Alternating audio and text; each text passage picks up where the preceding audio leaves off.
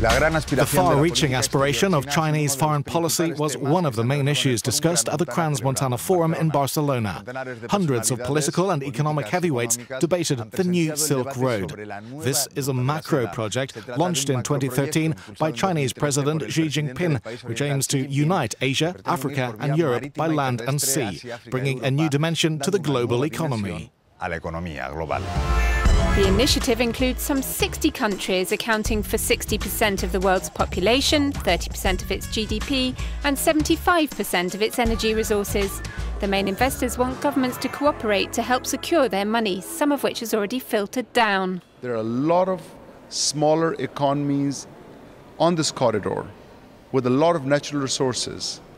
So for these economies, rather than transporting raw materials, we see that due to this new Silk Road, the producers will come closer to where the raw materials are, and they will help these economies to create a value-added chain by developing their raw material resources into finished goods.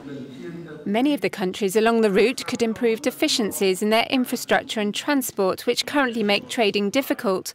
Last May, the Beijing government announced a further injection of about 110,000 million euros. But how will alliances between governments and companies benefit citizens?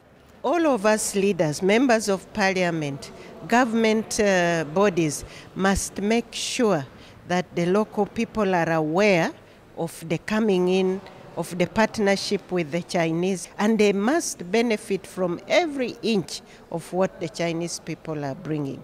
And they must also participate and be included in the agreement, in the activities that will be done by the Chinese people.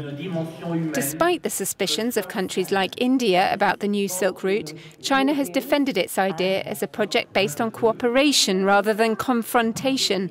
But its position as the main investor in the Middle East and Africa arouses suspicion. So I think that China will be obliged to respect human rights, especially the aspect related to the job salaries and the job minimum salaries and declaration, etc. So, and I think also that the involvement of the EU in the project will be very helpful and will be, like I will say, the guardian of human rights in this project. The EU wants a stake in this revenue-generating scheme.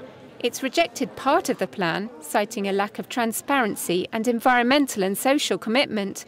But European banks have already committed more than 2.5 billion euros. Definitely, because at this moment the United States are hesitant and more protectionist. And this gives a very good opportunity for a European continent in cooperation with Asia and also with Africa. We should grasp this opportunity. We should take this opportunity, because if United States are hesitant, we are automatically on the front line as Europeans. In Barcelona, countries and investors have shown they're willing to cooperate. But there's still a long time until 2049, the proposed completion date for the new Silk Road.